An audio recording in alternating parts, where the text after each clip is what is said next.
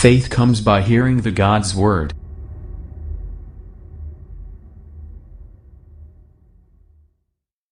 లేపిన తర్వాత లాజరులో ఒక గొప్ప మార్పు వచ్చింది. ఆ మార్పు కొరకు తనను శిక్షించినట్లు మనం బైబిల్లో గమనించగలం. చూడండి ఒకసారి మీరు 12వ అధ్యాయం చూస్తే మొదటి వాక్యంలో మీకు అర్థమవుతుంది.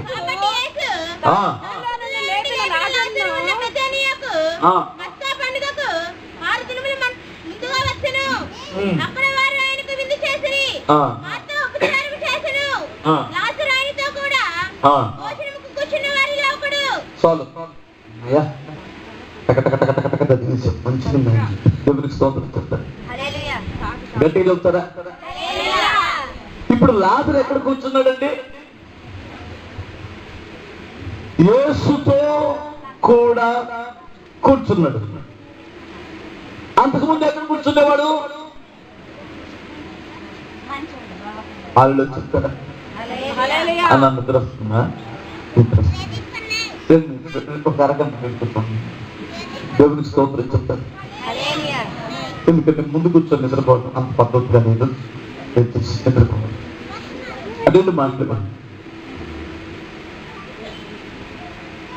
ఆ తమ్ముడు కూర్చోలేదు, ఇంకా అటు తిరుగుతున్నాడు. అమ్మా మీకు సంగతిలా తేడమ్మా కూర్చోండి అమ్మా అంటే కొంతమంది సంఘ పెద్దలు కూడా తిరుగుతుంటారు అటు ఇటు, వాళ్ళని కూర్చోబెట్టడం చేత కాదు. అట్లా ఏమో అని అనుకున్నాను నేను. మన సంఘ పెద్దలు అట్లా తిరిగి వాళ్ళు ఎవరు లేరు కదా, కళ్ళు వచ్చి చెప్తారా? మంచోళ్ళే కదా, మంచోళ్ళు. దేవునికి స్తోత్రం చెప్తారు. ఎందుకంటే కొన్ని సంఘాలకు వెళ్ళినప్పుడు చాలా దుఃఖకరమైన విషయం ఏంటంటే ఒక్కొక్క సంఘ పెద్ద హలిగాడు, ఇంకా మెయింటింగ్ అనమాట. మాస్టర్ గారు మబ్బులుడు కొంచెం చూసి మాట్లాడండి అనేవాడు ఒకడు ఉంటాడండి. వాక్యం ఎందరండి అర్థమవుతుంది. అసలు నిజంగా సంఘ పెద్ద అనేటువంటి వాడు నేను తర్వాత చెప్తాను, ఇప్పుడు ఎందుకంటే తర్వాత చెప్తాను విషయం చెప్తాను. రెండు చేతుల దేవునికి స్తోత్రం చెప్తారా? ఎందుకంటే నేను చెప్పకుండా నేను ఇక్కడి నుంచి వెళ్ళాను. మరి నేను చెప్పాల్సిన విషయాలు చెప్పిన తర్వాతే నేను వెళ్తానండి. మీరు అనుసరించండి, లేదంటే లేదు. ఒక విషయాన్ని గ్రహించాలి. రాహము రాకమునుపు ఎక్కడ కూర్చునేవాడు అయ్యారు? లోకులతో లోక స్నేహాలతో కూర్చునేవాడు. ఇప్పుడు రోగం వచ్చి తగ్గిపోయిన తర్వాత లేదా శిక్ష వచ్చిన తర్వాత ఎక్కడ కూర్చున్నాడు? యేసుతో కలిసి కూర్చున్నాడు. అంతకుముందు యేసు ప్రభు వారు ఈ ఇంటిని దర్శించలేదా? యేసు ప్రభు వారు ఆ ఇంట్లో లేడా? అంతకుముందు ఉన్నాడు. కానీ యేసు ప్రభు పక్కన ఎప్పుడైనా కూర్చున్నట్టు బైబిల్లో ఉందా? బేతనియాకు వచ్చినప్పుడల్లా యేసు ప్రభు ఎవరింటికి వెళ్ళేవాడు? వీళ్ళింటికే వచ్చేవాడు. వీళ్ళ ఇంట్లో చాలా సార్లు భోజనం చేశాడు ప్రభు వారు. యేసు ప్రభుతో కలిసి ఎప్పుడైనా కూర్చున్నారా? వాళ్ళ అక్కలు ఏం చేసేవారు? ఒక ఆమె యేసు ప్రభు వారికి పరిచయం చేసేది, ఒక ఆమె ఆయన బోధ వినేది, ఆయన ఆరాధించేది. మరి అయ్యగారు ఏం చేస్తున్నాడు? చెప్పరే బిడ్డలారా, లోక వైపు కాదు, సినిమాకి వెళ్ళి వచ్చాడేమో. అప్పుడు సినిమాలు లేవులే, తోలు బొమ్మలు అక్కడ ఉంటాయిగా. అర్థమవుతుంది. షికారులకు వెళ్ళేవాడు. అయ్యా అరే మరి బాబు, ఇప్పుడు కూడా చాలా మంది తల్లిదండ్రులు మరి పెద్దడా రారా, కోటాలు జరుగుతున్నాయి, రారా రారా, గుంటూరు నుంచి వస్తున్నారంటే ఎవరో పాస్టర్ గారు రారా, మయ్యి రారు, కోటాలు కన్నా రారంటే నువ్వు బారాదు, నువ్వు పోతున్నావుగా అంటున్నాడు ఒకడు. ఏమయ్యో నిన్నే, ఇదిగో నిన్నే ఓ మనిషి అంటారు కొంతమంది. ఎవరిని? వాళ్ళ ఆయన్నే. అర్థమవుతుంది. మా ఊరు వైపు అయితే, మాది పల్లెటూరు కనుక మా ఊళ్ళో చాలా ముద్దుగా పిలుచుకుంటారు కొంతమందిని. ఏమయ్యో ఇదిగో నిన్నే, ఓ పలకడా ఎద్దు అని అంటారు కొంతమంది. ముందేమో ఏమయ్యో ఓ ఆహా అని చక్కగా పిలుచుకున్న తర్వాత ఇంకొంచెం కానీ పలకపోతే ఏంటి ఆ దున్నపో పలకడం అని అంటారు. దున్న ఎద్దు అని ముద్దుగా పిలుచుకుంటుంటారు. ఎవరిని? భర్తని. ఈ మధ్య కాలంలో మామూలుగా సహజంగా ఏమయ్యో ఓ నిన్నే అనే వాళ్ళు ఉన్నారు, ఏమండి అనేటువంటి వాళ్ళు ఉన్నారు. కాస్త చదువుకున్నటువంటి వారు, వాళ్ళు కాస్త పద్ధతి కలిగిన వాళ్ళని మనకు అర్థమైపోయింది. మరి ఈ మధ్య కాలంలో కొంతమంది పేరు పెట్టి పిలుచుకున్నారు. చిన్న సురేష్, ఏంటి సురేష్ రావు అని వాళ్ళ ఫ్రెండ్ని పిలిచినట్టు భర్తను పిలుచుకుంటున్నారు. అది అది ఇంకొక మోడల్ అండి. ఈ మధ్య లేటెస్ట్ కి ఇంకొక మోడల్ వచ్చింది, చెప్పనా? ఎరా ఏంటి ఇంకా రాలేదు, ఎవరిని పట్టుకొని అరే అని ఏరా మార్కెట్ పెట్టొచ్చావా? పెద్ద ఎవరు మరి అవు అన్నట్టు అంటుందండి. మరి అరే అంటే తెలియదా నీకు? ఇప్పుడు అనుకోవట్లేదా? వాస్తవం మీరు సెల్ ఫోన్ లో ఎంట్లేదా? ఏరా ఎక్కడ దాకా వచ్చా? అరే మామిడి పడుదా వస్తా అని అంటున్నారండి. నాకు అయితే అరే అంటే ఎవరు సిగ్గు లేని బ్రతుకులు అయిపోతున్నాయండి బాబు. అసలు గౌరవం లేదు. అర్థమవుతుంది. దయచేసి గమనించాలి. రావయ్యా ఇదిగో నిన్నే ఒకసారి పోవటానికి రమ్మంటే పళ్ళు కొడుకు మీదకు దూకుతున్నాడండి ఒకడు. అర్థమవుతుంది. నువ్వు వెళ్తున్నావుగా అక్కడ ఎవరి బ్రతుకులు బాగుండే నువ్వు వెళ్తున్నావు వినమాక అని అంటున్నాడండి. ఒకడు బ్రతుకుతో నీకెందుకు అంటాను నేను? అర్థమవుతుంది. యేసు ప్రభు వారు నీత కూడా, యేసు ప్రభు వారు శక్తి లేనటువంటి వాడా, యేసు ప్రభు వారు పరిశుద్ధులు కదా అట్లా అనుకొని ఒక మాట మీరు ఆలోచించండి. యేసు ప్రభు వారికి వెళ్ళేటువంటి వారు చెడిపోయారు అనుకున్నావా? ఒకడోరో బుద్ధి లేనటువంటి వాడు ఉన్నాడు అనుకోండి, ఆయన బట్టి నువ్వెందుకు నాశనం అవుతావు? నువ్వు దేవుని సన్నిధికి రా, బాగుపడతావు. దేవునికి స్తోత్రం. అయ్యా అబ్బాయి, అరే చిన్న లాజరు నువ్వు అరే ప్రాంతంలో కూర్చొని ఆయన అంటే మంచోడే పాపం. లాజరు చాలా మంచోడండి. కానీ యేసుతో కూర్చోడానికి అతనికి మనసు వచ్చేది కాదండి. తాగుబోతుందని కూర్చుంటాడండి, పేకాటలతో కూర్చుంటాడండి, పనికి మాలిన వాళ్ళతో కూర్చుంటాడండి. కానీ యేసు దగ్గర కూర్చోడానికి మాత్రం ఒకడికి మనసు లేదండి. కానీ యేసు ప్రేమ మాత్రం అతని మీద ఉందండి. ఎవరికి స్తోత్రం. మా చర్చికి ఒక సిస్టర్ ఒక కుటుంబం వచ్చింది. వాళ్ళ ఇంటికి వెళ్ళినప్పుడు నేను ఎప్పుడు చెప్తూ ఉండండి, బ్రదర్ మీరు చర్చికి రండి, మీ భార్య బిడ్డలు వస్తున్నారు కదా మీరు కూడా రండి అంటే ఆయన ఏమన్నాడంటే, పాస్టర్ గారు అది ఒక చెప్పేది కదండి మనసులో పుట్టాలంటే అన్నాడు. సరే నేను మరలా వెళ్ళినప్పుడు బ్రదర్ మీరు రావడం మంచిది, నా మాట నండి బ్రదర్ చర్చికి రండి అంటే ఆ మహానుభావుడు నడిపించుకుంటే నేను రానన్నానంటే ఆయన లేకుండా అలా పుట్టుతామండి. ఆయన ఉదయంలో ఉంటాడండి పాస్టర్ అన్నాడు. నేను వెళ్ళినప్పుడు అలా అంటే చివరికి పాపం వచ్చి ఏమన్నాడంటే, పాస్టర్ గారు మీరు పొద్దుమూకులు అడగకూడదంటే, మమ్మల్ని పొద్దుమూకులు అడగకూడదండి పాస్టర్ గారు. ఆ తండ్రి ఆ మహానుభావుడు నడిపించుకున్న నాటికి నేను మాత్రం రానంటానా అన్నాడు. నేను మాట్లాడడం మానేసి ప్రభు ఆయన అంటూ నడిపించుకుంటుంది. మరి అంతే కదండి మా పాస్టర్ గారు ఏం చేస్తారు? ప్రార్థన నడిపించుకుంటే చెప్పరేటమ్మా వస్తానని చెప్పాడు. మరి ప్రార్థన చేయలేదా? కరెక్ట్గా 2 నెలలు 3 నెలలు అయిందండి. నేను మా చర్చిలో వెనకొచ్చున్నాను. అట్నుండి ఇట్లాగే రోడ్డు ఉంటుంది మా చర్చికి వచ్చే రోడ్డు. ఆ రోడ్డు మీద నుంచి వచ్చే వాళ్ళు ఎవరు వస్తారో నాకు అర్థమైపోయింది. 2 మనుషులు ఒక ఆయన నడిపించుకొని వస్తున్నారు. పాపం చేసుకుని ఈయన ఈడ్చుకుంటూ కాలు ఈడ్చుకుంటూ వస్తున్నాడు. మనం చర్చికి వచ్చే వాళ్ళకి పక్షవాతం వచ్చిందా? కాదే, ఎవరు పాపం పక్కన నేను తీసుకొస్తున్నారేమో అనుకున్నానంటే అది చర్చిలోకి వచ్చి తర్వాత నాకు అర్థం కాలేదు. జనంలో అయిపోయిన తర్వాత వాళ్ళ భార్య వాళ్ళ కూతురు వచ్చి ఇద్దరు ప్రార్థన చేద్దాం తీసుకుని వచ్చారు. బ్రదర్ మీకు ఎప్పుడు వచ్చింది పక్షి వస్తున్నాను అన్నంటే ఏడుపు వచ్చారు. పక్షివాయం వచ్చినటువంటి వాళ్ళకి మరి ఎందుకని పాపం భలే ఏడుస్తారన్నారు అని ఏడు మొదలు పెట్టాం. ఏంటి బ్రదర్ ఎన్ని రోజులు అవుతుంది వచ్చాను? 15 రోజులు అవుతుందంటే వాళ్ళ భార్య చెప్పింది. కానీ ఆయనకు నోరు లేదు. నేను ఈ విషయాన్ని అల్లు చెప్తారా? ఆయన కాళ్ళు చేతులు నోరు అన్ని చచ్చుకున్నప్పుడు నేను మాట్లాడాను, బ్రదర్ నేను చర్చికి రండి బ్రదర్ అని నేను చెప్పానండి. ఆయన భార్య చెప్పిందండి. ఆయన ఏమన్నాడంటే, నన్ను నడిపించుకుంటే ఆ తండ్రి ఆ మహానుభావుడు నడిపించుకుంటే నేను రానన్నానా అన్నాడండి. 2 కాళ్ళు ఉన్నప్పుడు ఆయన కాళ్ళ మీద రావచ్చు కదండి. బండి బుర్రు అనగా అక్కడ స్టార్ట్ చేస్తే ఇక్కడికి వచ్చి ఆగింది కదండి. ఇప్పుడు ఆయన నడిపించుకుంటున్నాడండి 2 మనుషుల నుంచి. అర్థమైందా మీకు? స్తోత్రం చెప్తా. ఇప్పుడు ఆగమంటే ఆగుతాడా? ఇంట్లో కూర్చోమని కూర్చోడండి. నన్ను కూడా తీసుకెళ్ళమని వాళ్ళ కోసం చేస్తున్నాడండి. ఇప్పుడు దయచేసి మీరు గమనించండి. ఇప్పుడు ఈ ప్రాంతంలో ఉన్నటువంటి అమ్మ నమ్ముకుంది కదా, మీ అమ్మ నమ్ముకుంది కదా, మీ భార్య నమ్ముకుంది కదా, మీ అత్త నమ్ముకుంది కదా. నేను అనేక సార్లు చర్చికి రారా బాబు, రానా ఆయన నీకు దండం పెడతాను రా అమ్మాయో, ఇదిగో ఓ అమ్మాయి పెద్దకోళ్ళ రాయా అంటే అత్త పొద్దుకు నన్ను పిలవద్దు ఏమనుకున్నావు, మీ అబ్బాయి వచ్చినప్పుడు నేను వస్తాను బో అంటున్నారండి. అర్థమవుతుంది. కోడలు అలివి కావట్లేదే, కొడుకులు అలివి కావట్లేదే. కానీ దేవుడిని ప్రేమిస్తున్నాడు కదా. నిన్ను అలాగ విడిచిపెడితే నువ్వు ఏదో ఒక రోజు చేస్తావు. చచ్చినప్పుడు నేను రాత్రి చెప్పాను కదా, ఎక్కడికి వెళ్తాడు చచ్చిన తర్వాత? నరకానికి వెళ్తాడు. దేవుడు ప్రేమించి నీ కొరకు తన రక్తాన్ని చెందించారు. నిన్ను రక్షించడం దేవునికి బాగా తెలుసు. ఇంకోటం ఎందుకో తెలుసా?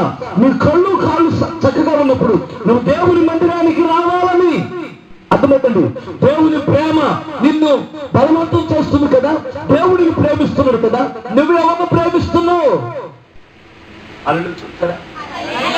లాజరు ఇప్పుడు మాట్లాడకుండా ప్రభు దగ్గర కూర్చుంటున్నాడు. ఆయన ఎక్కడికి వెళ్తాడండి, ఆయన ఎక్కడికి వెళ్తే అక్కడికి వెళ్తాడండి. లాజరు గొప్ప సేవ చేసినట్టు దేవుడికి స్తోత్రం చెప్తాడు. దయచేసి మీకు అందరికి మనం చూస్తాం. దేవుడు మనల్ని శిక్షించడంలో ఒక ఉద్దేశం ఉందండి. ఇప్పుడు లాజరు యేసుని ప్రేమిస్తున్నాడా, లోకాన్ని ప్రేమిస్తున్నాడా? ఇప్పుడు చెప్పాలి. అంతకుముందు శిక్ష వచ్చిన తర్వాత ఎవరిని ప్రేమిస్తాడు? యేసుని ప్రేమిస్తాడు. ఆలోచిస్తారా? యేసయ్య చెప్పినట్లు నడుస్తాడు. ఇదేంటి పాస్టర్ గారు, దేవుడు ఇట్లా చేస్తాడా అంటే, నీ తండ్రి నీ తల్లి నిన్ను ఎప్పుడు శిక్షించలేదా? శిక్షించే అధికారం ఆయనకి లేదా? ఉందా లేదా? ఒక మాట మీకు చెప్పిన, కొందరు పాపములు న్యాయ తీర్పుకు ముందు, కొందరు పాపములు వారితో వస్తే అని బైబిల్లో రాయబడిందండి. న్యాయ తీర్పుకు ముందు ఎవరైనా పాపాలు వస్తే వారు ధన్యులండి. వారితో కానీ పాపాలు వచ్చిందంటే ఇక వాడిని రక్షించేవాడే లేడండి. న్యాయ తీర్పుకు ముందంటే ఇక్కడ మనం శిక్ష అనుభవిస్తే, ఈ శిక్షలో విధేయులైనటువంటి వారైతే లేదా బుద్ధిమంతులైనట్లయితే, కాస్త దేవుడి మాటకు లోబడేటువంటి జ్ఞానవంతులైనట్లయితే వెంటనే లోబడుతాం, రక్షణ పొందుతాం, మన శిక్ష నుంచి తప్పించుకుంటాం, ఉగ్రత నుండి విడిపించబడతాం. దేవుడికి స్తోత్రం. ఈ రాత్రి నేను మీకు అందరికి మనం చేస్తున్నాను. ఇప్పటి వరకు నువ్వు బాగా ఉంటే, ఆరోగ్యంగా ఉంటే, అన్ని విషయాల్లో చక్కగా ఉన్నట్లయితే ఇప్పుడే రక్షణ గుణం నువ్వు దేవుని దగ్గరికి రావాలి. దేవుని ప్రేమ నిన్ను బలవంతం చేస్తుంది. దేవుని ప్రేమ ఈ రాత్రి నీతో మాట్లాడుతుంది. ఈ 4 దినాలు కూడా నీ దేవుని ప్రేమే నీతో మాట్లాడుతుంది. కానీ నువ్వు ఇంకా ఇప్పటికైనా లోపడకపోతే ఆయన నిన్ను ఎలా నడిపించుకోవాలో తెలుసండి. మరి కొంతమందికి ఏమి రావట్లేదు అన్నయ్య, వాళ్ళు బాగానే ఉంటున్నారు, ఎన్ని చేస్తున్నారు, ఎన్ని పాపాలు చేస్తున్నారు, వాళ్ళకి ఏ రోగం రావట్లేదు కదా అన్నయ్య, మాకెందుకన్నా రోగాలంటే వాడికి ఒకేసారి అక్కడికి వెళ్ళిపోతాడు. ఎక్కడికే అర్థమవుతండి. నాకు ఎప్పుడు ఒకడి మీద మహా కుళ్ళు ఉండేదండి. ఏమిటంటే కుళ్ళు, ఎప్పుడు చూసినా ఓని వేసుకున్న అమ్మాయినే బండి మీద ఎక్కించుకుని వెళ్తాడు దరిద్రుడు. నా చిన్నప్పటి నుంచి వస్తున్నాను. ఇప్పుడు పంజాబీ డ్రెస్ వేసుకున్న అమ్మాయినే బండి ఎక్కించుకొని వెళ్తుంటాడు. వాడికి ఏ విషయం లేదండి, అర్థమవుతండి. వాడికి ఏ రోగం లేదండి, పండు కప్పలాగున్నాడండి మనిషి, దున్నపోతు లాగున్నాడు అనుకున్నా. వాడికి ఏ బీపీ లేదు, ఏ షుగరు లేదండి. నాకు ఆశ్చర్యం ఏంటంటే వీడికేంద్ర బాబు ఏ రోగం రాదు, అర్థమవుతండి. వీడికేంద్ర ఏ గుణం రాదు అని అనుకుంటున్నానండి నేను. అయితే బైబిల్లో నాకు ఒక మాట కనిపించిందండి. స్తోత్రం చెప్తారా? 2 చేతులు చెప్తారా? గట్టిగా చెప్తారా? అలాంటి వానికి హఠాత్తుగా వచ్చేసిందండి. హఠాత్తుగా వస్తే సరి చేసుకుంటాడా? హఠాత్తుగా వస్తే పశ్చాత్తాపడతాడా? సెకండ్ లో వెళ్ళిపోతాడు ఎక్కడికే. రాత్రి నేను చెప్పిన స్థలానికి. ఇప్పుడు నీకు రోగం వచ్చింది అంటే ఎందుకు వచ్చిందో తెలుసా? ఇప్పుడు నీకు శ్రమ వచ్చింది అంటే, ఇప్పుడు అప్పులైపోయి నలిగిపోతున్నావంటే బైబిల్లో ఒక మాట రాయబడి ఉంది, ఆయన పొందిన శ్రమల చేత ఆయన విధేయతను నేర్చుకున్నాడట. దేవునికి స్తోత్రం. యేసు ప్రభువుకే విధేయత కావాలంటే శ్రమలు వచ్చినప్పుడు నీవు నేను ఒక లెక్క. అర్థమవుతుంది. లాజరుకు విధేయత ఎప్పుడు వచ్చిందండి? యేసుతో కూర్చుని విధేయత ఎప్పుడు వచ్చిందండి? అతనికి శ్రమ వచ్చిన తర్వాతనే విధేయత వచ్చింది. ఇది దేవుని ఉద్దేశం. ఆ శ్రమ నాశనానికి వచ్చిందా, యేసుతో కూర్చుని పెట్టడానికి వచ్చిందా?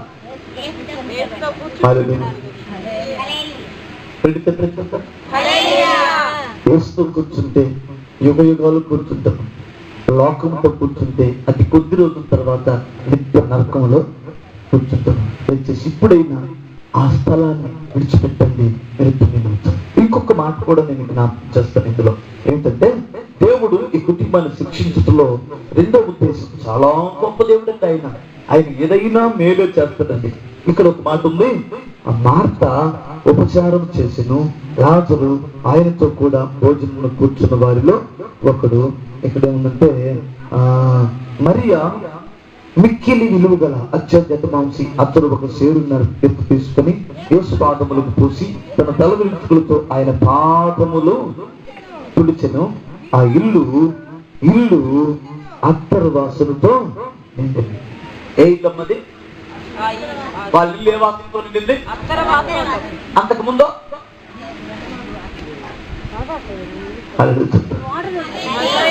అత్తరు వాసన అనేటువంటిది చెడిపోయిన వాసన, మంచి వాసన. అంతకు ముందు ఏ వాసన? దుర్వాసన. ఆ ఇల్లు మరణపు వాసన. ఈ మంచి వాసన దేనికి సాదృశ్యం అంటే మన సమాధానమునకు, మన సాక్ష్యానికి సాదృశ్యంగా ఉంది. ఇప్పుడు ఈ ఇల్లు అత్తర వాసన బట్టి సమాధానము కనిపిస్తుంది కదా ఇక్కడ. ఎలా చెప్పనా? అంతకుముందు యేసు ప్రభువారు లూకాసు వార్త 10వ అధ్యాయం 40, 38, 39, 40, 41 వాక్యాలు చదివితే మీకు అర్థమవుతుంది. ఇప్పుడు చదవద్దు.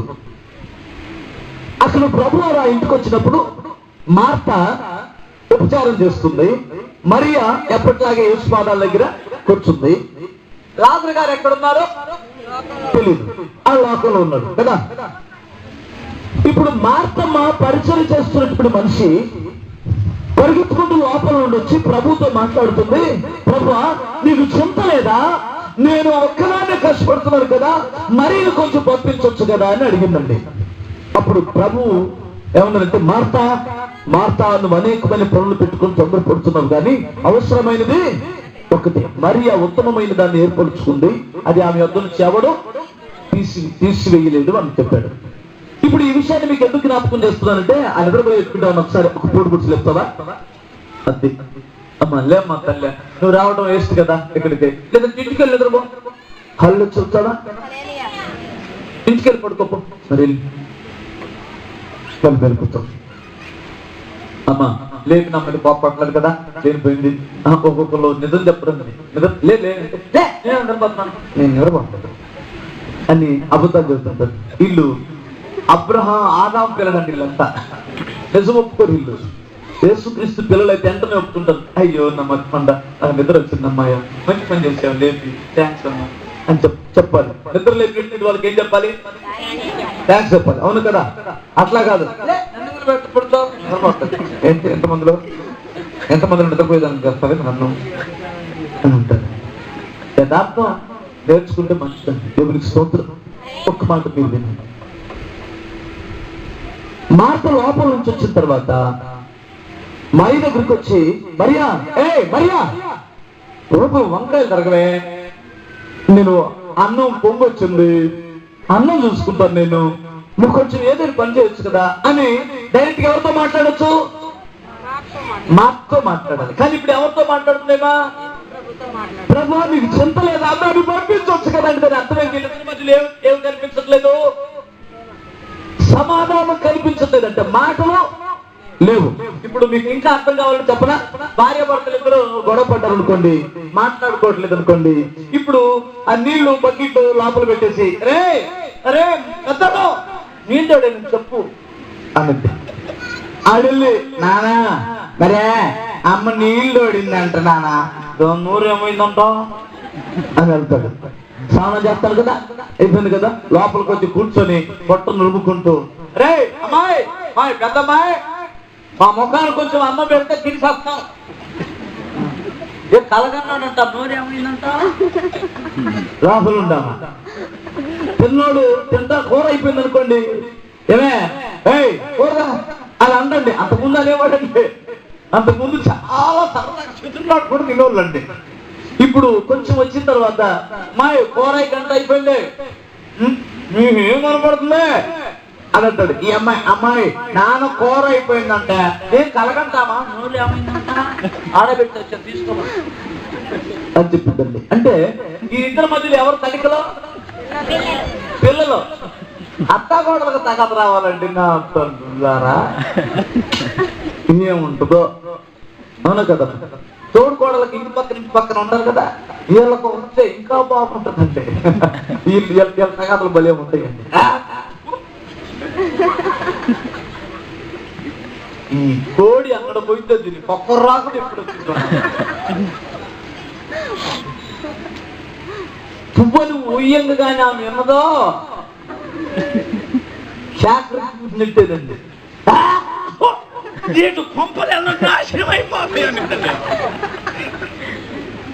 భక్తులండి, వీళ్ళు భక్తులే కదండి, చర్చిగా వస్తారు, దేవుడు చూస్తున్నాడండి. అందుకని వీళ్ళని ఎలా చెయ్యాలా ఆయనకు బాగా తెలుసు. అవునా కదా? ఇప్పుడు ప్రభువా దాన్ని కొంచెం నాకు తోడుగా పంపించవచ్చు కదా అనిందంటే, ఇప్పుడు ఇంట్లో ఏమి లేదు, సమాధానం. కానీ ఇంట్లో ఆరాధన జరిగిందా జరగదా? ప్రభు వస్తాడా లేదా? ప్రభు కూడా ఉంటాడా లేదా? కానీ ప్రభు మధ్యలో పెట్టుకొని వీళ్ళు ఇన్ని ఏషాలు వేస్తుంటే ఆయన చూస్తూ ఊరుకుంటే చేతగానోడా? చెప్పరేంటంటే చూసాడండి.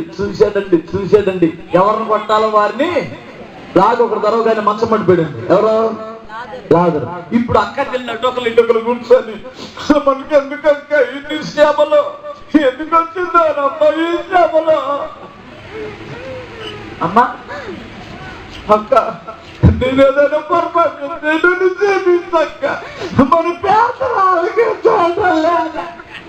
సమాధానం వచ్చిందా లేదా? వచ్చిందమ్మా. అట్లా వస్తూ బాగుందమ్మా కొన్ని కుటుంబాలు ఉన్నారా?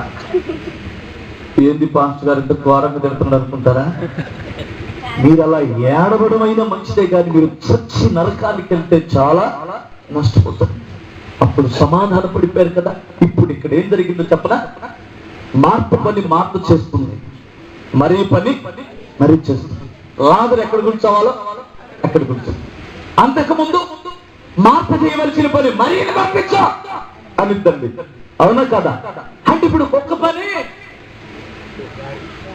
గాడిద పని కుక్క అనే మాట ఇప్పుడు విన్నారా? కుక్క పని కుక్క చేయాలి, గాడిద పని గాడి. కుక్క పని గాడి చేస్తే, గాడి పని కుక్క చేస్తే ఏమైందంటారు అమ్మా? పనులు తింటారా? ఇరుపోటీలు కదండి పనులు చేస్తారు. ఇప్పుడు సంఘాల్లో కూడా కుక్క పని గాడిద పని కుక్క చేసినట్టు చేస్తున్నారండి. ఇప్పుడు ఎవరు పని వాళ్ళు చేస్తే తండ్రిలండి బాబు అల్లుడు చెప్తారా? అది సామెత ఎందుకు వచ్చి చిన్న మాట ఇప్పుడు ముందుకెళ్తాను. ఒక సాకలాయనికి ఒక కుక్కను ఒక గాడిద రెండు ఉంటాయట. సాకలాయనికి ఎందుకుంటే అంటున్నానా? ఆయన ఊరంతా తిరిగి బట్టలు వేసుకుంటాడు. ఆ బట్టలు గాడిద భుజాన వేస్తాడు. ఆ గాడిద సాకరేంకు తీసుకెళ్ళాలి. ఇప్పుడు నేను బట్టలు ఉత్తుకోవడానికి, భార్య భర్తలు బట్టలు ఉత్తుకోవడానికి సాకరేంకి వెళ్తే ఇంటి దగ్గర కాపలు ఎవరు ఉండాలి? ఒక్కొక్కరు పెట్టేవాడు. ఇప్పుడు ఈ బట్టలన్నీ ఉతుక్కొని వచ్చి ఇంటికి వచ్చిన తర్వాత ఈ కుక్కని గాడిదని ఆ పంచలో ఎక్కడో ఆ పందిరి కింద దగ్గర కట్టేస్తారు కదా. కట్టేసినప్పుడు ఎదురు ముందు కూర్చుంటాయి. ఏంటి? కుక్క గాడిద. అబ్బా ఈ రోజు అంతా నడుము పగిలిపోయిందమ్మా, మూట మోసం. ఏంటి ఇక్కడ నుంచి అక్కడ వెళ్ళావు, ఆడికి వెళ్ళినంత గడ్డి తిన్నావు, అదే కదా పని. ఇంకేం చేస్తావు? దానికి అలసిపోయావా? మరి పొద్దున్న నుంచి ఇక్కడే కూర్చొని కొన్ని ఆర్పుకొని వస్తున్నాం. దొంగలు ఎవరైనా వస్తున్నారు. ఏంటి రోజు పొద్దున్న తిన్నావు కదా, ఊర కూర్చోడానికి ఎక్కడ? ఒక రోజు పోయి నీకు అర్థమైపోయింది. ఒక రోజు నువ్వు కాపలా ఉండదా అని రెండు పోట్లు ఆడుకుంటాయి, రోజు ఆడుకుంటాయి. ఒక రోజున ఆ పాపం సాకలైన బట్టలన్నీ తీసుకుని వచ్చి గాడిద ఈపు మీద వేసేసి సాకరికి రావే అని చెప్పేసి వెళ్ళిపోతే, ఇప్పుడు ఈ భుజం మీద వేసుకుని వెళ్ళిపోవాలా? ఏది రోజు వాడుతున్నావుగా ఎట్రా వద్దుగా, నీకు అర్థమైంది ఇప్పుడు ఈ రోజు ఎంత బరువు ఉందో అనిందండి. ఏదిరా నా భుజానికి వెళ్తాను అని కుక్కొచ్చి దాన్ని ఈపు వేసుకుంది. అయితే పో ఇంటి దగ్గర కాపలా ఉంటా. ఉండు నీ కాపలా ఉండి నీకు అర్థమైంది అని వెళ్ళిపోయి ఈ కుక్క ఆ భుజాన్ని వేసుకొని దాన్ని తీసుకొని 4 అడుగులు వేసి ఈ బజార్ తిరిగి ఆ బజార్ వెళ్ళగానే 4 కుక్కలు అటు నుంచి వస్తున్నాయి. ఈ కుక్క ఎదురైతే ఏమైందమ్మా? పని పెట్టిదా చేసిద్దా కుక్క? ఇప్పుడు మన యమనస్తులు కూడా వస్తే అరే ఈ ట్యూబ్ లైట్ కట్టరా బట్టల పరవరంటే ఏమనుకుంటుంటే అదే మన వాళ్ళు అక్కడ ఉన్నారంటగా. అక్కడ ఆ రోడ్డు మీదకి వెళ్ళి ఇంకొక కుక్క ఎదురుగానే ఇప్పుడు వెళ్ళిపోతుంది. సంఘాల బోర్డు అనుకుంది. మరి మీ సంఘాలు ఉన్నారో లేదో నాకు తెలియదు, కానీ అర్థపోతుంది. కుక్క ఎదురైతే ఆగదండి, ఇక వెళ్ళిపోయిందండి. కుక్కలకి ఏ పని లేకపోయినా కానీ ఏం ఆర్పాటం తిరుగుతుంది బాబు, వాటికి ఏ పని ఉండదండి. కానీ రోడ్లు అప్పుడు ఏ పని ఉన్నట్టు తిరుగుతుంటాయి కదా. వెళ్ళిపోయేసరికి ఆయన సాకలైన అక్కడ కూర్చొని ఇంకా గాడిద రాదేంట్రా, ఇంకా గాడిద రాదేంట్రని మధ్యాహ్నం వరకు చూస్తే గాడిద రాలా. కారణం ఏంటంటే మూట ఎక్కడ పడేసుకుని వెళ్ళిపోయిందండి. ఈ లోపల ఈ గాడిద ఇంటి ముందు కూర్చొని శుభ్రంగా చెవులు దాడించుకుంటూ కూర్చుంటే ఎప్పుడు నుండో 4 దొంగలు చూస్తున్నారు. కుక్క ఇంటి ముందు ఎప్పుడు లేకుండా పోయి డాన్స్ వస్తున్నారు అన్నారు. ఇప్పుడు ఈ రోజు చూస్తే కుక్క ఇంటి ముందు లేదు. ఎవరున్నారు? గాడిద దొంగడికి లెక్క. 4 దొంగలు వచ్చారు. ఆడు కళ్ళెద్దితే ఎవరు? గాడిద కళ్ళెద్దితే తాళం పగలు కొట్టారు. గాడిద కళ్ళెద్దితే లోపలికి వెళ్ళారు. గాడిద కళ్ళెద్దితే సామాన్లన్నీ వేసుకొని మూట కట్టుకుంటారు. కానీ గాడిద ఏం చేస్తుంది? అవు అవు అని అడుగుతుందా? కరిసిద్దా? అరిసిద్దా? నేనంటే లెక్కలేనా అని చూస్తుందండి. అంటే ఇల్లు దోసుకుని వెళ్ళిపోయారు. ఇప్పుడు సాగలైన సాయంత్రానికి చూసి ఈ కుక్క గాడిద పాడుగాను ఇంకా రాలేదు వచ్చరికి ఇంటికి వచ్చరికి ఇంటి తాళం మొదలు పెట్టుకున్నాను. ఇదేంటి కుక్క గాడిద వెళ్ళిపోయి అని చూస్తే ఆ 2 అక్కడే పడుకున్నాడు. ఏ గాడిదా, పొద్దున్నే బట్టలు ఏమో నీకు అప్పగించారు కదా, బట్టలు లేదే అని అడిగిందండి. ఏం లేదు, ఈరోజు నా పని కుక్క చేస్తారంటే నా మూట కుక్కిచ్చానంట. ఏ కుక్క మూట ఏం చేశావు? మూట అక్కడ పెట్టాను. అక్కడ పడేసి కుక్కలు ఎదురితే కుక్కలతో చెప్పాను. మరి ఇల్లు తాళం బాగుంటుంది. గాడిదే కాపలా ఉంటానంటే గాడిద విడిచిపెట్టేసాడు. గాడిదంటే దొంగలకు లెక్క. ఇప్పుడు నువ్వు కుక్క పని గాడిద, గాడిద పని కుక్క పంచుకుంటే ఇల్లు ఇడిపోయింది ఎవరిదే? నష్టపోయింది ఎవరు? యజమానుడా కాదా? అమ్మా యజమానుడేనా? అల్లు చెప్తారు సరే. ఇప్పుడు నష్టపోయిన ఇప్పుడు యజమానుడు ఏం చేస్తాడు చెప్పండి. నీకు పాట స్వరం లేదు, ఇంకా వరం ఇవ్వలా. వచ్చి గాడి స్వరంతో పాడితే నష్టపోయేది ఎవరు? ఫోటోలు పెట్టినాను కదమ్మా, పారిపోతారు వచ్చిన వాళ్ళు. టైగర్ రోజు గాడి స్వరంతో పాటలు పాడాడు అనుకో, 1 వారం వచ్చి 10 రోజులు 2వ వారం ఉండరండి, వెళ్ళిపోతారు. ఏ పాటలు? ఈ పాటలు గాడిదలు పాడి వెళ్ళిపోతారు, వెళ్ళిపోతారు. కారణం పాటలు ఒప్పుకోడేనా? అర్థమవుతండి. ఈ వాక్యం మారు మనిషి లేదు పాస్టర్ గారు. మరి నేను ఈ వారం వాక్యం చెబుతున్నావు కరకట్ట, మరి ఏమంటావు? అరే నీ పని పేరు నాయన ఆగలా అంటే ఏంటి? అసలు నీకంటే ఎక్కువ చెప్పలేనా? రాత్రి నేను చెప్పాను కదా, నా తెలిసినాడు ఒకడు పుల్లిపాయలు అమ్ముకున్నాడు. పాస్టర్ గారు 4 ప్రసంగాలు ఉన్నాయి, కావాలంటే 2 వాడుకోండి. అర్థమవుతుంది. 4 ప్రసంగాలు ఏంటి? ఈ పుస్తకం వెళ్ళి 3 ప్రసంగాలు లోపల రాసుకుని చెప్తారు కదా, ఏదో పుస్తకం చదివి. అర్థమవుతుంది. ఇప్పుడు ఈ 5 ప్రసంగం చేస్తే జనం ఉండాలా పోవాలా? సంఘం ఏమవ్వాలి? అది వద్దురా బాబు, నీ దర్శనం కాదురా, అది నేను చేయాల్సిన పని. పాస్టర్ గారు అంటే ఒప్పుకుంటారా? పాస్టర్ గారు లేదంట కదా, చనిపోయాడు కదా, స్తోత్రం చెప్తారా? ఆయన ఎంత ఏడిపించారో మరి దేవునికి చెప్తారు. ఈ వాతావరణం నాకు ఎందుకైనా కొంచెం, ఇప్పుడు సంఘ పెద్దలు ఉన్నారమ్మా, ఇప్పుడు పని వాళ్ళు చేయండి బాబు, పొందనాలను ఆయన. ఒకరి పని ఒకరు చేస్తే తీసిపోయేది ఎవరు? నష్టపోయేది ఎవరు? యజమానుడు కదా. అలుగుతున్నారా?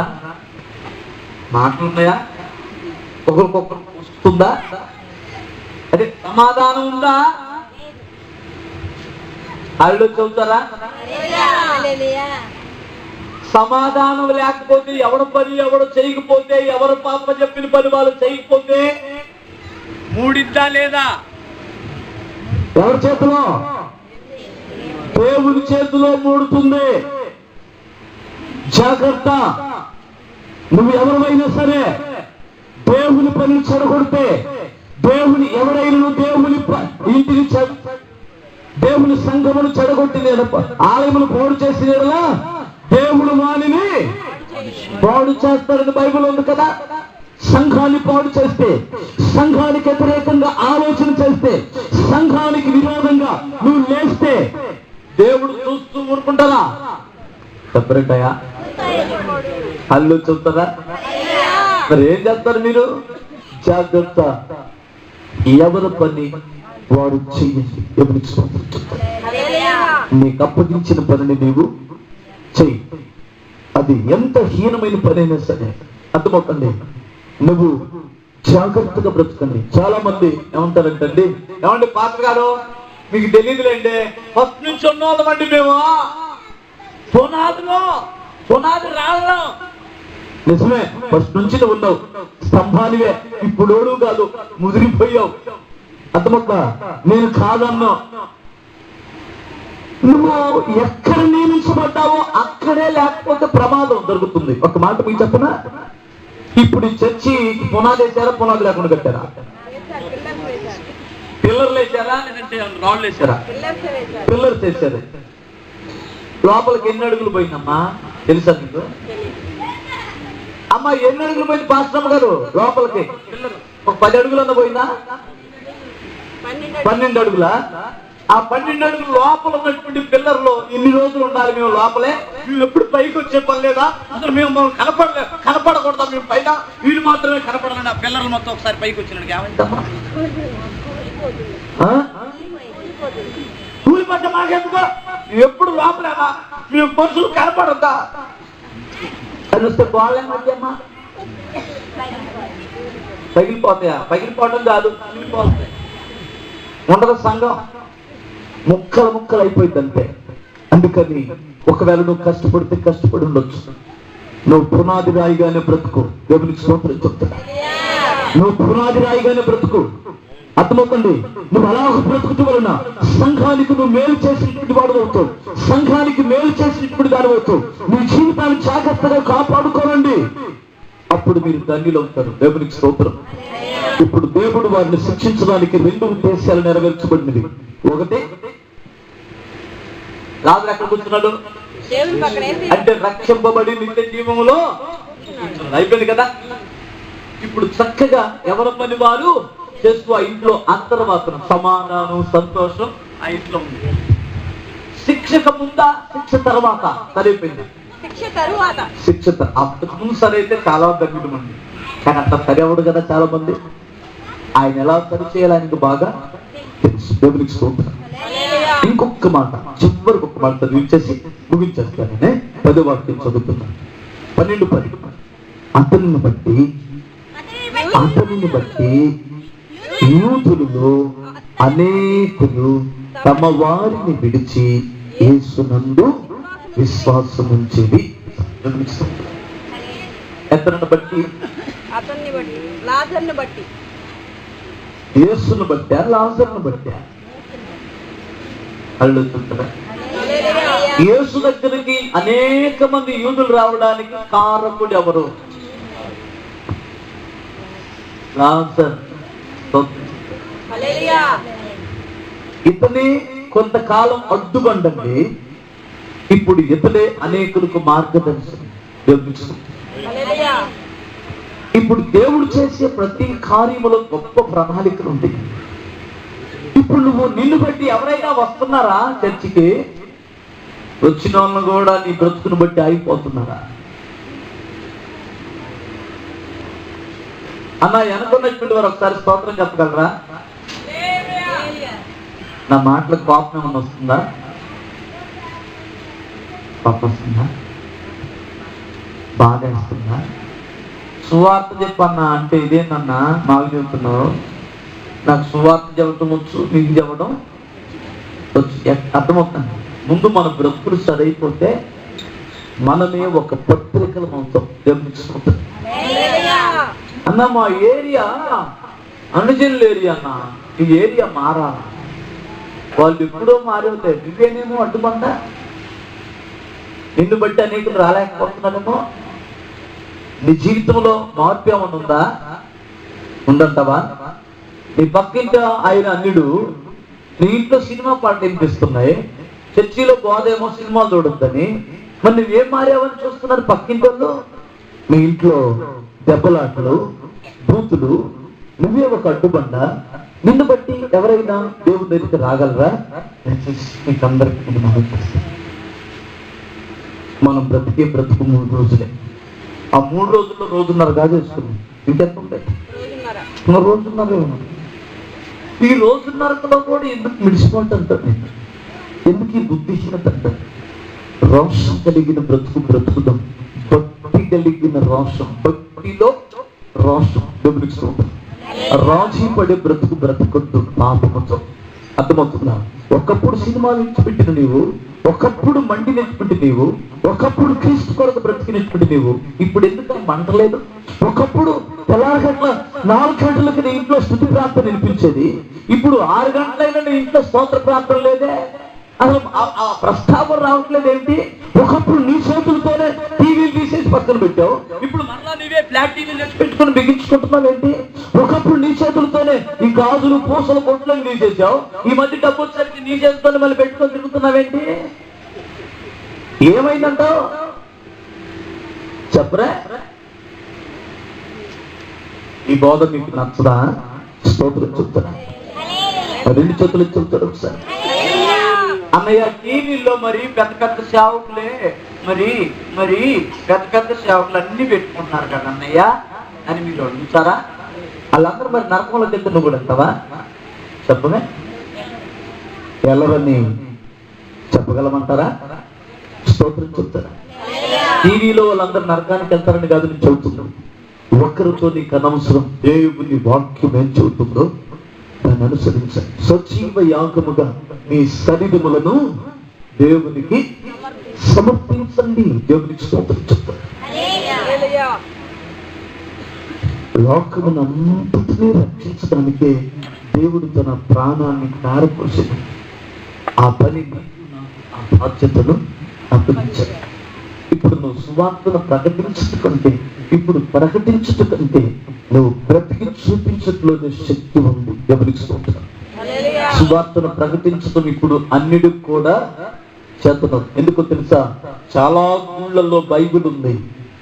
నాకు తెలిసినటువంటి సాయిబాబా గుళ్ళో బైబిల్, చాలా గుళ్ళల్లో బైబిల్ ఉందండి.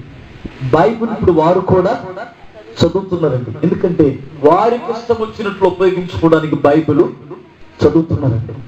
అర్థమవుతుందా? ఎందుకంటే ఈ బైబిల్ మహా జ్ఞాన గ్రంథం కదండి. జ్ఞానము లేని వానికి జ్ఞానం, తెలివి లేని వానికి తెలివినిస్తుందండి. ఉన్నతమైనటువంటి శ్రేష్టమైన మాటలు ఉన్నవండి ఇందులో. అవి అనేకులకి అవసరం అండి. అయితే ఇప్పుడు బైబిల్ వారు చదువుతారండి. ఇంకా చెప్పాలంటే వాక్యం వారికి తెలుసండి. సాతాను కూడా వాక్యం తెలుసు. తెలీదన్నా? సాతాను తెలుసు తెలీదా? కావాలంటే వాక్యం చెప్పంటే రెఫరెన్స్లు అందిస్తారు. సాతాను గారు తెలుసా? యేసు ప్రభువుతో ఏం మాట్లాడాడు? వాక్యమే మాట్లాడాడు. అయితే నీకు వాక్యం తెలుసు అనేటువంటి విషయాన్ని పక్కన పెట్టి నువ్వు వాక్యాన్ని అనుసరిస్తున్నావా? అది ముఖ్యం. దేవునికి స్తోత్రం. దానిని బట్టి ప్రజలు అనేకులు దేవుని యొద్దకు రాగలరు. నీకు యేసుతో సంబంధం ఉందా? యేసుతో కలిసి కూర్చుంటున్నావా? యేసు మాటకు నువ్వు లోబడుతున్నావా? అప్పుడు నిన్ను బట్టి అనేకులు తమ వారిని విడిచి, తమ మతాన్ని విడిచి, తమ జాతిని విడిచి, లాజరును బట్టి అనేకులు ప్రభు దగ్గరికి వచ్చారండి. దేవునికి స్తోత్రం. మొట్టమొదటిగా మీరు నిన్న చిన్న మాట ముగించేస్తాను. మేము భయంకరమైనటువంటి విగ్రహారోగ్యం బాగా పూజలు చేసి మా అమ్మకి 85వ సంవత్సరంలో ఒక జబ్బు చేస్తే హాస్పిటల్ తీసుకుని వెళ్తే డాక్టర్ గారు అన్ని టెస్టులు చేసి వాళ్ళు చేయాల్సిందని చేసి చనిపోతుంది, ఇంటికి తీసుకెళ్ళండి, 1 గంట 2 గంటల కంటే ఎక్కువ బ్రతకదు అని చెప్పి చేతులు ఎత్తేస్తే మా అమ్మని తీసుకుని వచ్చి మా ఇంటి ముందు పడుకోబెట్టి ఏడుస్తున్నాం. మా నాన్న మా ముగ్గురిని, అప్పుడు మేము చిన్నోళ్ళమే, మా ముగ్గురిని ముందు పెట్టుకొని పిచ్చోడు ఏడ్చినట్టు ఏడుస్తున్నాడండి. మా అమ్మ దగ్గర కూర్చొని, రంగా అయ్యా, రంగయ్య నా బిడ్డను బ్రతికించయ్యా అని మా అమ్మమ్మ వాళ్ళు నెల్లూరు రంగనాయకులు కొలుస్తారు కనుక ఆ దేవుడిని కొలుసుకుంటూ ఏడుస్తుందండి. మా నాన్న ఏ దేవుడిని అనటం లేదు, ఎందుకంటే మేము వెంకటేశ్వర స్వామిని, మరి ఇంకా సాంబశివుడిని, ఇంకా మేము ఆంజనేయ స్వామిని మేము కొలుస్తాం. దేవుళ్ళు ఉంటాయి. అయితే మా అమ్మమ్మ మాత్రం నెల్లూరు రంగనాయకులు మాత్రమే నమ్ముకుందామే. మా ఇంటి వాళ్ళందరూ, మా అమ్మమ్మ వాళ్ళ ఇంట్లో వాళ్ళందరూ మా తాతయ్య పేరు రంగయ్య, మా పెద్దమావి పేరు పెదరంగారావు, చంద్రంగారావు, రంగస్వామి, రవి, శ్రీరంగ, అట్లా వాళ్ళందరూ ఇక రంగయ్యని నమ్ముకున్నారనమాట. అందుకని మా అమ్మ దగ్గర కూర్చొని, మా నాన్న ఎడం కూర్చొని ఏడుస్తున్నాడండి. మా అమ్మమ్మ ఏమో మా అమ్మ దగ్గర కూర్చొని ఏడుస్తుందండి. మా ఊరోళ్ళంతా వచ్చి చూసి వెళ్తున్నారు, మా బంధువులు వచ్చి చూసి వెళ్తున్నారండి మా అమ్మని. అలాంటప్పుడు మా ఊరంతట్లో ఒక్క ఆమె ప్రభు నమ్ముకున్నటువంటి ఆ ముందే, ఆ పేరు వీరమ్మ. ఆ వీరమ్మ వచ్చి మా నాన్నతో మాట్లాడుతుందన్నా, యేసు ప్రభు చాలా గొప్ప దేవుడు, ఆయన బ్రతికించగలడు. ఆయన చనిపోతే కూడా బ్రతికించగలడు. నీ భార్య చనిపోయిందని డాక్టర్ చెప్పాడు 1-2 గంటల్లో, కానీ దేవుడు నమ్ముకుంటే బ్రతికిస్తాడు. దేవుడు నమ్ముకున్నా అని చెప్పి మా నాన్న ఏడ్చుకుంటూ, అమ్మా పిల్లలకు మొక్కుబళ్ళు ఉన్నాయి, అయినా సరే నేను యేసు ప్రభు వారు గాని నా భార్యను బ్రతికిస్తే నేను యేసు ప్రభుని నమ్ముకుంటానమ్మా. నువ్వు ఎక్కడికి రమ్మంటే అక్కడికి వస్తానమ్మా. నువ్వేది చేయమంటే అది చేస్తానమ్మా.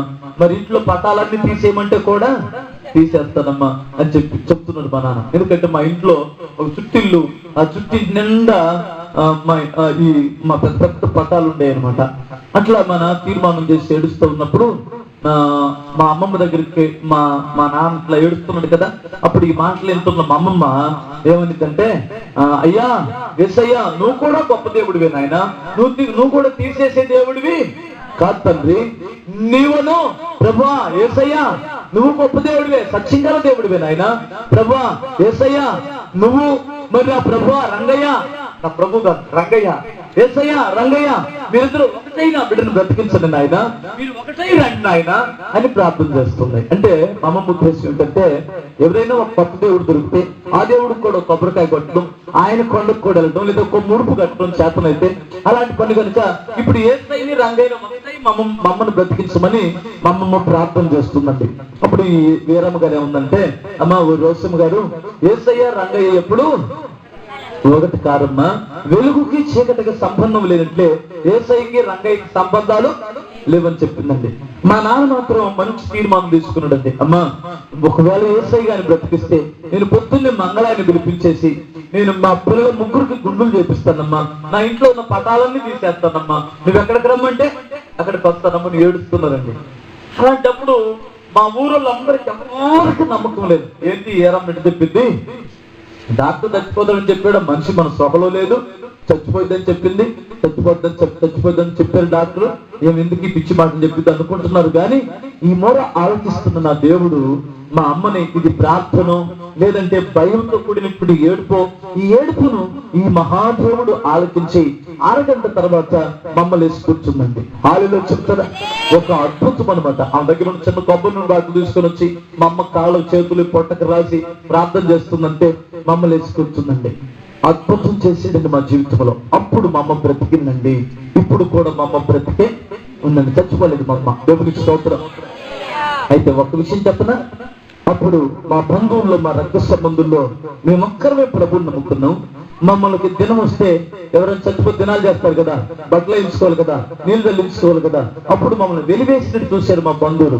పెళ్లి వచ్చిందంటే మరి ఆ పెళ్లికి వెళ్తే మా అమ్మకి బొట్టు పెట్టుకోవాలని, మా అమ్మ వెళ్ళే సంఘం మంచి సంఘం అండి. ఎందుకంటే అక్కడ బొట్లు పెట్టుకోకూడదు, గాజులు వేసుకోకూడదు, ఇవన్నీ వేసుకోకూడదండి. చాలా క్రమశిక్షణ కలిగిన సంఘం అండి. సినిమాలు చూడకూడదు, ఇవన్నీ చేయకూడదండి. ఆ పాస్టర్ గారు అస్సలు వెళ్ళనిచ్చాడు కాదు. అందుకని మా అమ్మమ్మ మేము మా వాళ్ళకు దూరం అయిపోయాం. మమ్మల్ని అందరినీ వెలివేసినట్టు చూశారండి. ఇప్పుడు ఒక అద్భుతం చెప్పన, మా బంధువులలో ఇప్పుడు 90% మంది మారిపోయారండి. అంతే, ఇంకొక 10% ఒకరు అరలు ఉన్నాయి అంతే.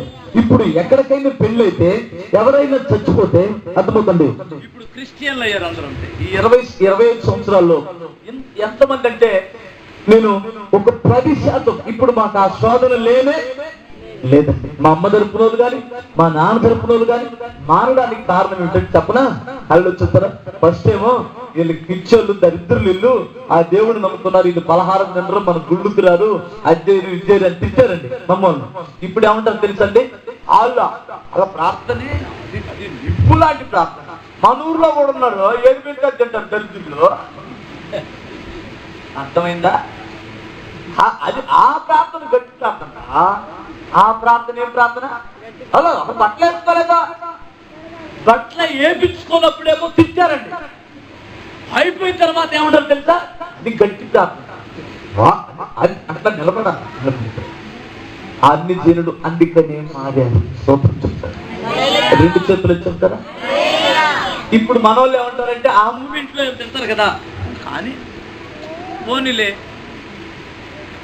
రాజీ పడే భక్తి చెయ్యొద్దు. నువ్వెప్పుడు దేవుని కార్యాలు చూడను. దేవునికి స్తోత్రం. హల్లెలూయా. ఇప్పుడు లాజరును బట్టి అనేకులు ప్రభువులోకి వచ్చారు కదా. నిన్ను బట్టి ఎవరన్నా వచ్చారా? నాకేనా? ఎందుకో తెలుసా నీకు? ఎందుకో తెలుసా? నీలో మార్పు కొరకు లోకం చూస్తుంది, గమనిస్తుంది. నీవు చూపించే ప్రేమ, నీలో కనిపిస్తున్న నీతి, నీలో కనిపిస్తున్న పరిశుద్ధతను బట్టి ప్రజలు వస్తారంటే గమనిస్తున్నాం. మన పాస్టర్ గారు కూడా అంతేనండి. మన సాక్ష్యం బాగలేనప్పుడు నీ సంఘం ఎప్పటికీ వర్తిల్లదు. అంటే నీ వాక్యం కంటే ముఖ్యం నీ సాక్ష్యం జాగ్రత్తగా కాపాడుకోవాలి. దేవునికి స్తోత్రం. మనం చచ్చిన పర్వాలేదు, మన సాక్ష్యం చావకూడదు. అర్థమవుతుంది. ఆ ఆయన చెప్తున్నారు, ఆ సాక్ష్యం ఇస్తే చాలు, బతికిపోయినట్టే. దేవునికి స్తోత్రం. సాక్ష్యాన్ని కాపాడుతున్నాం. ఇప్పుడు ఈ కుటుంబాన్ని దేవుడు ప్రేమించి శిక్షించాడు. దేవుడు ప్రేమించి శిక్షించాడు. ఈ శిక్ష వలన ఏం జరిగిందో తెలుసా? లాజరు నరకంలో కూర్చోవలసినాడు. ఎక్కడ కూర్చున్నాడు? యేసుతో కూర్చున్నాడు. హల్లెలూయా. సమాధానం లేనటువంటి కుటుంబంలో ఏమొచ్చింది? సమాధానం, సంతోషం వచ్చిందండి. ఎవరి పని వారు క్రమంగా చక్కగా క్రమశిక్షణ కూడా వచ్చినాయి ఇంట్లో. ఈ కుటుంబాన్ని బట్టి అనేకులు ప్రభు దగ్గరికి వచ్చేసారండి. ఆత్మలకు కూడా రక్షణ జరుగుతుంది ఆ కుటుంబం. అందుకని ఈ రాత్రి నీకు నేను మనం చేస్తాను. దేవుడిని నమ్ముకున్నాను బాబు, ఇన్ని సంవత్సరాలు అయింది, నా జీవితంలో ఇంకా నెమ్మది లేదు, ఎన్ని కష్టాలు, అన్ని బాధలు అనుకుంటున్నావా? ఆ కష్టంలో నువ్వు నిష్ఠపడమంట. నేర్చుకోవాల్సిన విషయాలు నేర్చుకో. గమనించుకుంటారు. ఈ కుటుంబం నేర్చుకుందా లేదా? అంతకుముందు లోకంతో కూర్చునేవాడు, ఇప్పుడు ఎవరితో కూర్చున్నాడు? యేసుతో కూర్చున్నాడు కదా. అంతకుముందు ఒకళ్ళ మీద ఒకరు తిట్టుకునే వాళ్ళు ఏం చేశారు? ఎవరి పని వాడు? కొంతమందికి ఎన్ని శ్రమలు వచ్చినా, ఎన్ని దెబ్బలకు వచ్చినప్పటికీ బుద్ధి రావటం.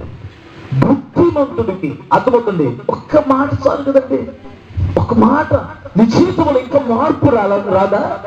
ఎన్ని పనులు తింటావు, ఎన్ని దెబ్బలు తింటావు, ఇంకా నువ్వు ఇదైతే నేర్చుకోవా?